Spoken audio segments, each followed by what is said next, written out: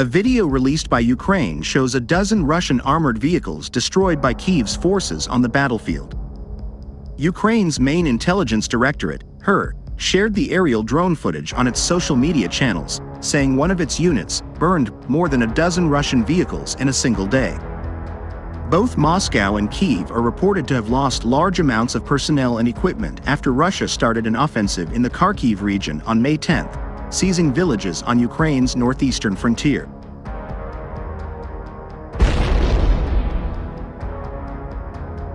Ukraine President Volodymyr Zelensky said on June 8 that Russia's Kharkiv region offensive had not succeeded.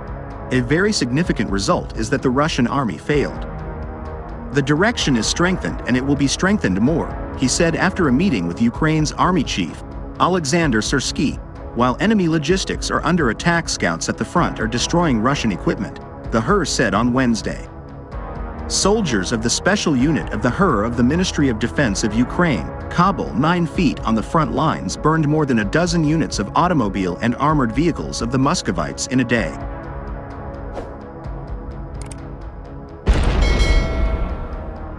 The HIMARS went on. Effective work on the destruction of the logistics of the Russian invaders with the help of FPV drones continues. Glory to Ukraine.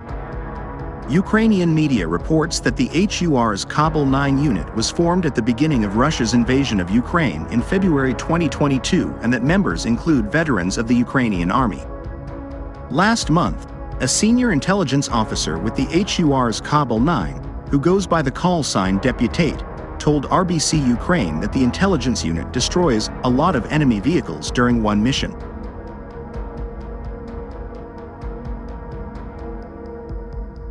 In addition, Russian also loses includes armored vehicles, armored personnel carriers, tanks, and unarmored vehicles. As there are no such intense actions and assaults in our area as, for example, in the Donbass or Kharkiv region, we are now actively fighting their logistics routes, he said. The General Staff of Ukraine's armed forces posts figures on Russia's troop and equipment losses as part of its daily update on the war. It said Russia lost 17 armored personnel vehicles in the past day, bringing the total number to 15,583.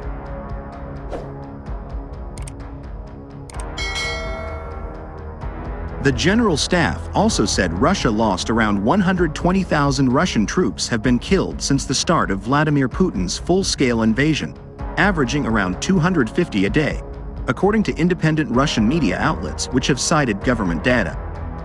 In addition, Moscow has lost a total of 8,123 tanks, 14,712 artillery systems, 19,850 vehicles and fuel tanks, 876 anti-aircraft warfare systems, 2,336 cruise missiles, 360 military jets, 326 helicopters, and 28 warships in the war, the update said.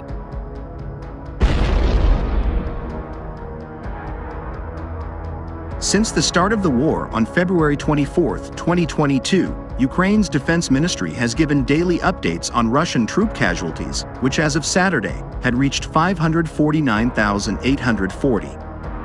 Kyiv clarified last year that this daily figure included those both killed and wounded in battle, in estimates that used to differ markedly from other Western estimates. But in recent months, figures have become more closely aligned. For instance, Leo Doherty, former British Minister of State for the Armed Forces, said in April the UK estimates Russian losses at over 450,000.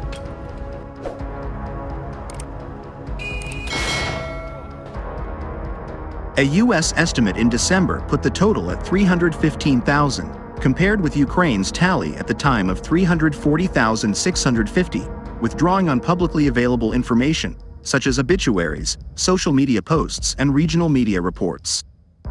Mediazona and BBC News Russian have given regular counts of killed Russian troops they can name, which when last updated on Friday numbered 58,207. Because of the level of proof required, the joint project caveats the figures as being a significant underestimate.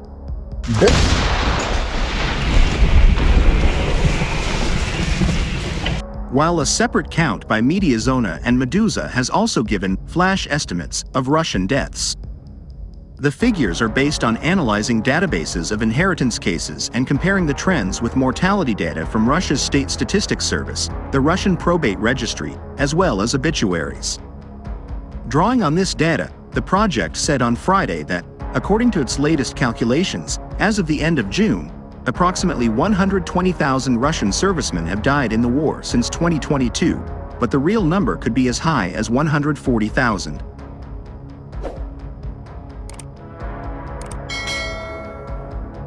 It said its figures showed that Russia's losses have risen significantly in recent months, nearly double the average casualty rate in the last 3 months of 2023 when there were around 120 deaths per day. Right now, the horrific slaughter faced by Vladimir Putin's frontline troops was described in chilling detail by a young man drafted into the army. A Russian soldier has described how over 90% of his unit were killed in just 2 months of combat in Ukraine.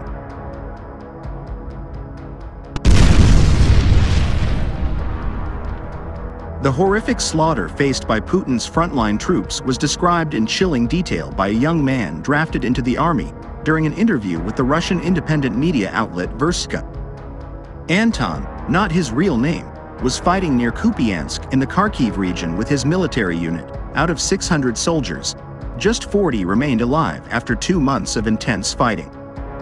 "I spent 2 months in that foxhole near Kupiansk, and it was just some kind of extermination," he said. Only 5 or 6 people from one squad returned alive.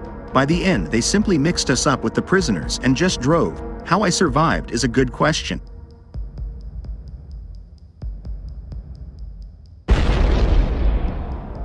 Anton was a grenade launcher and was spared being sent in with the initial assault groups, which he claimed meant almost certain death. He explained how an attack was supposed to unfold in several stages, but would often just descend into complete chaos. An attack would normally start with an artillery bombardment, followed by an infantry assault. Then a support group was supposed to come to secure any gains, while other units were meant to evacuate the wounded and bring up supplies of ammunition and food.